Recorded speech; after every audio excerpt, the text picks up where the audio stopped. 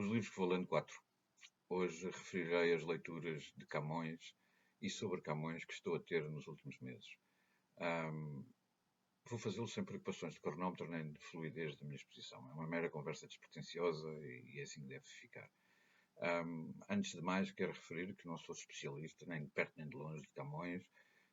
Nunca estudei literatura, nunca estudei história cultural e sou um menino de Abril, ou seja, tinha 9 anos no 25 de Abril. Significa que no meu liceu fomos pincelados com as armas e os barões assinalados e saltaram por cima de Camões. Havia um desconforto nítido com o uso recente no Estado Novo de Camões e depois a nossa educação para a cidadania, como então não se chamava, nem havia polémicas, foi feita com os muito republicanos Garrett, Herculano e Essa de Queiroz.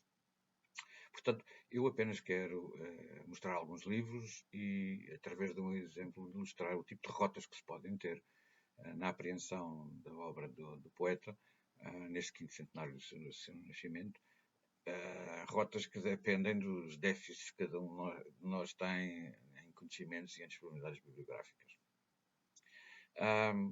Em segundo lugar, quero explicar porque é que eu segui esta rota. E isso prendeu-se com o espanto diante das notícias no final do ano passado e no início de janeiro, com as notícias de que o anterior governo se tinha esquecido de nomear a Comissão de Comemoração do quinto centenário. Associado também ao facto do silêncio das instâncias académico-científicas que nos últimos 2 anos, pelo menos, não tinham dito nada em relação ao assunto, em relação ao vazio estatal face a este período comemorativo, e também ao silêncio do Instituto Camões, que em tempos se dedicava fundamentalmente à ação cultural externa e educação, mas depois foi fundido com o antigo Instituto de Ajuda Pública ao Desenvolvimento, o Instituto da Cooperação Portuguesa, e deve ter perdido o seu viés cultural, chamamos assim, e portanto também não atuou, ao que eu saiba, não atuou na preparação de um programa mais ou menos internacional e mesmo nacional de comemorações. E isso surpreendeu-me, até pensei, vou escrever algo sobre o assunto, mas depois eu não sou especialista de Camões e também não tenho, é mais um historiador que pode narrar a apropriação de Camões nos últimos regimes e perceber porquê isto, porquê este silêncio. Que tem como contraparte agora o novo governo que põe o Instituto, o Luís de Camões como nome do aeroporto, ou agora a polémica que apareceu com a moeda cunhada para o Camões, que não tem a cara desenhada, ou seja, agora é o sentido ao contrário. Não é nada disso, acho que é importante. Os processos de comemoração devem induzir apetências de leitura, devem induzir leituras, devem induzir compreensões, e nisso, neste ambiente polvilhado de pensamento pós-colonial, decolonial, woke, que terá atrapalhado o anterior governo. Eu pensei, estes tipos não sabem o que fazer com o Camões, daí este silêncio. Mas nisso, nesse espírito de leituras e de explicações, de interpretações, talvez possamos todos, os especialistas e os vulgares como nós, acalmar os espíritos mais irados, mais irascíveis e animar os espíritos mais tímidos para que se possa ler Camões com naturalidade. Em terceiro lugar, explicar o que é que eu estou a ler. Nós sabemos todos que Camões foi usado nos últimos séculos, ou pelo menos nos últimos 2 séculos, pelos diferentes regimes. Então, eu começo por por mostrar que estou a ler este livro, Redondilhas, pequenino. É um livro que eu não sei a editora, não tem a editora marcada, foi impresso em Paris e foi comprado na tipografia Vitória de Barcelos. E para mim é um carinho porque tem uma dedicatória ao meu avô, de 1953. Eu vou lê-la ao douto juiz magistrado, Dr. Flávio Pimentel, como recordação da sua passagem pela velha comarca de Barcelos, do condiscípulo e admirador, não percebo o nome, Barcelos, 29 de maio de 53. O que é que eu quero dizer com isto? Eu acho que isto é... O meu avô foi juiz já quase sexagenário em Barcelos, e no final da sua missão, chamamos assim, antes de ir para Lisboa, um condiscípulo, porventura maçónico, aquele suave reviralho que ele pertencia, deu-lhe as redondilhas de livro de pulso pequeníssimo, As Redondilhas de Camões, e será muito mais uma solidariedade republicana, aqui, de ligação ao imaginário camoniano, fim do século XIX, do que propriamente menina dos olhos verdes, porque não me vedes. Não acredito que dois homens sexagenários, juristas de então, tivessem grande apetência ainda por este tipo de leituras. É mais uma ligação. Eu nunca tinha lido As Redondilhas, com atenção. Tenho outro livro, esse é mais fácil de apanhar, que é uma antologia não excepcional da lírica de Luís de Camões, publicada em 96 pelo Público. Está mais ou menos gatofinhada e, portanto, lia, mas não me fica. Há aquelas frases que ficam sempre, mas não tive uma grande apetência por ler. Vergonha. Estou agora no livro do meu avô, claro, a vê-lo. E ando a ler o Camões, Luís de Camões. Eu tinha lido com 30 anos. Os Lusíadas, numa edição de 92 do Instituto Camões, uma terceira edição com notas Costa Pimpão. Porquê é que eu refiro isto? Porque eu leio este livro devagarinho, eu tinha lido a correr, leio este livro devagarinho, assim, com o dedo nos versos. Estou a sublinhar que estou a ler com o dedo nos versos. E depois interrompo para ver as notas.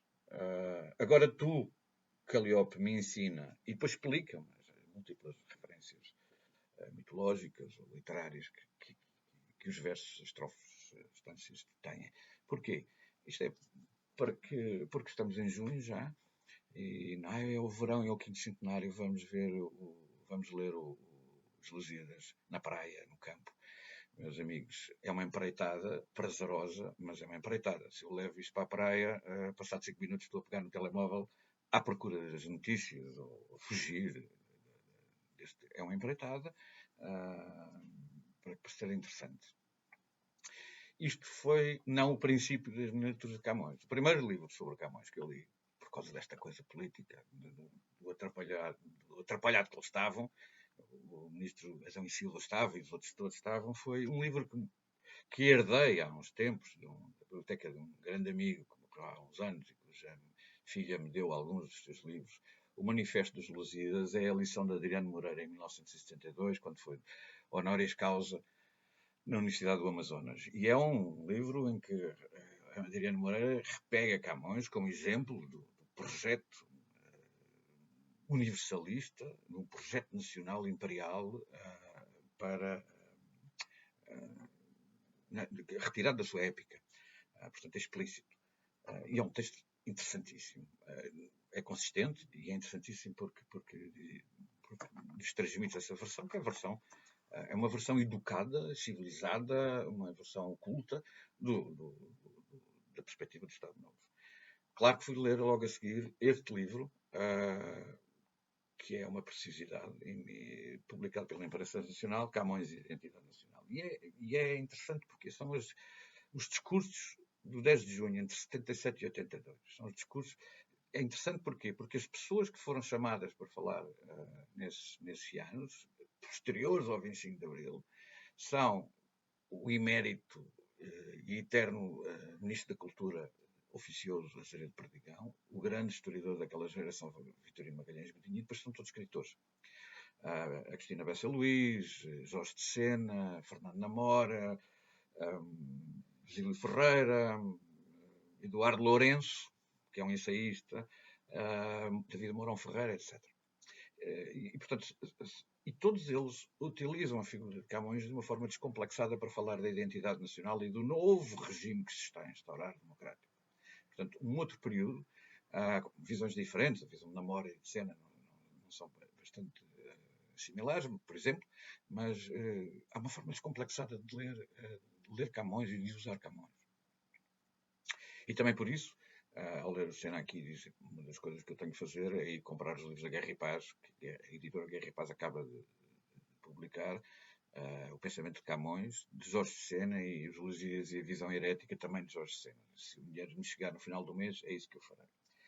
Mas então fui tentar entender, e vou mostrando os livros também para se ver as deficiências das bibliotecas individuais de cada um, para perceber a aplicação, a utilização de Camões ou a criação de um Camões no século XIX, a partir do século XIX, e depois na República, e depois no Estado Novo, e depois nesta inicial Segunda República, e depois este desconforto agora aflito do início do milénio. Fui buscar este livro, A Arte em Portugal no século XIX, de José Augusto de França. Porquê? Porque tem tem uma parte sobre Domingos Sequeira, autor do mítico Retrato de Camões, e, portanto, com tudo o que estava envolvido naquele romantismo inicial português da criação de um Camões, e depois tem também uma parte da criação do Largo Camões e da estátua de Largo Camões, todo o processo, desde 1817, as primeiras propostas até 1860 e tal, quando é construída a estátua e colocada, de Vítor Bastos, com todo o republicanismo e toda a criação da sociedade civil e a criação de um Camões da sociedade civil, apesar do Estado, da relação do Estado. Portanto, o moldar de um Camões, para além da obra do Camões, o moldar de um Camões, de uma figura camoniana que agora aflige o Estado. Fui ler as coisas que tinha em casa para a História da Cultura. São textos antigos, mas publicados pela Gradiva na década de 90, para a História da Cultura de António José Saraiva. Depois também tenho, dos tempos do Liceu, a História da Literatura Portuguesa, com um texto grande, de ambos, de Oscar Lopes e de António José Saraiva, sobre Camões, evidentemente, mas estes têm os artigos sobre Camões e a epopeia renascentista. É interessante ouvir a especificidade de Camões. São textos relativamente curtos e nada complexos de serem lidos. Portanto, para nós leigos, dá-nos assim uma visão simpática, uma compreensão simpática do contexto em que Camões escrevia e existia. E este tem também do António José Saraiva, para a História da Cultura em Portugal, mas o volume 2, também da Gradiva, também dos anos 90, textos antigos, em que tem um texto pequeno, muito interessante, sobre a comparação em que ele compara a ideologia oca, em que ele compara Camões, Lusíadas, Camões e Cervantes, Dom Quixote, dois contemporâneos. Um historiador muito conhecido do mundo comunista, uma visão muito marxista, mas Camões e a sociedade do seu tempo. Este estou a ler agora, portanto não vou estar com grandes elaborações, que é interessante porque ele próprio diz: eu não sou camoniano, eu não sou dessa área, mas eu quero é falar sobre a influência, como a sociedade influencia Camões, como Camões brota naquele contexto. É uma edição da Caminho, que o meu pai comprou em 83, portanto, anterior. O texto mais delicioso que eu li sobre, porque desmonta esta imagem, esta mitografia de Luís Camões, e desmonta-o no tempo. É um texto um livro que o meu avô comprou em 1908, chama-se Boémia do Espírito, de Camilo Castelo Branco. Tem um capítulo que é Luís de Camões, que é um texto, deve haver, de certeza, os camilianos, de certeza, que conhecem edições muito mais recentes. Os meus livros de Camilo são todos do século XIX, ou quase todos, mas deve haver, de certeza, esse artigo publicado numa versão mais nova, mais recente, a célebre Retrato de Camilo, e é um texto chamado Luís Camões, que é Boémia do Espírito, insisto, publicado pela Civilização em 1886, e o que é interessante é estar ali, e é uma versão bem diferente da versão de Teófilo Braga, do Pinhas Chagas, eu queria falar, etc., da versão republicana, exaltante e direcionada de Luís Camões. Muita gente tem em casa as coleções de revistas oceanas da Comissão de Descobrimentos, porque às vezes e são vendidas também nos OLX por tudo e meia. São coleções belíssimas, com textos belíssimos, e depois vendem-se por 40 euros ou 50 euros, aqueles números todos. A Comissão de Descobrimentos produzia com tiragens grandes, e os descendentes têm a prateleira da Comissão de Descobrimentos do Oceanos, que é enorme e, portanto, ocupa muito espaço e querem-na vender. Comprem-nas. Se alguém compra, porque as coleções são muito bonitas. E estou a ler o número 23 de 1995, Agora, Peregrino, Vago e Errante, que é um verso de Camões, com um conjunto de textos muito interessantes, entre os quais há um texto do professor Carlos Ascenso André, com quem eu viajei em Moçambique, para exposições e conferências dele em Maputo, Beira e Nampula, sobre a Liga Camoniana, e foi nessa altura, com 30 anos, que ao ouvir o Carlos Ascenso André, o professor Carlos Ascenso André, que era o catedrático de Coimbra, ainda está muito ativo, que eu disse, eu tenho que ir ler o Camões, isto é uma vergonha andar a fazer isto e nunca ter lido o Camões com atenção. E depois, o que é que nos induz, para além destas leituras contextuais e monográficas, o que é que nos induz uma leitura destas questões? Face à pantomina adversa, ao Camões imperialista, e ao elogio de que Camões tem que ser retratado fielmente e tem que se lhe dar o nome ao aeroporto. Leem-se outras coisas, e eu fui buscar uma revista que tinha lido em tempos, folheado, mas é outro número da maravilhosa revista, e muito bonita revista Oceanos, este de 96, o número 27, João de Barros e o cosmopolitismo da Renascença, ou seja, nas suas diferenças, ver o tipo de cosmopolitismo, alguns querem lhe chamar universalismo, não vou estar aqui a discutir, que são da literatura quinhentista portuguesa. As descobertas. Ai, não se pode dizer descobertas. Por amor de Deus. E depois há outras leituras que vêm a propósito disto e que não se sabia. Eu descobri em casa, não sabia que tinha, estava na arrecadação, a propósito de andar a vasculhar livros. Francisco Sá de Miranda, Poesias, é uma coletânea organizada durante o Estado Novo, esta é antiga, não que tenha indicações que seja político, não é?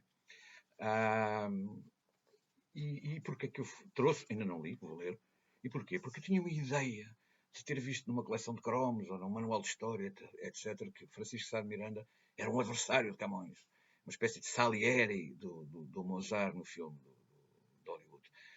Nem contemporâneos eram, não é? Portanto, eu nunca li Sá de Miranda. Quer dizer, é agora, vou fazer 60 anos e vou ler o Sá de Miranda depois de ler isto. E tenho a solução para o Adão e Silva e para todos os que estão atrapalhados com Camões, apesar de não ser um especialista. Depois disto tudo, lá mais para o fim do verão, porque ando a ler outras coisas e fazer outras coisas para além de ler, vou reler cuidadosamente António Quadros, As Quibíricas, essa reconstrução fabulosa e genial dos Lusíadas. Para os atrapalhados, para os Adões e Silvas, não sabem o que vão fazer com o Camões, vão ler As Quibíricas. Depois de lerem o Camões e se deixarem de coisas. Até à próxima.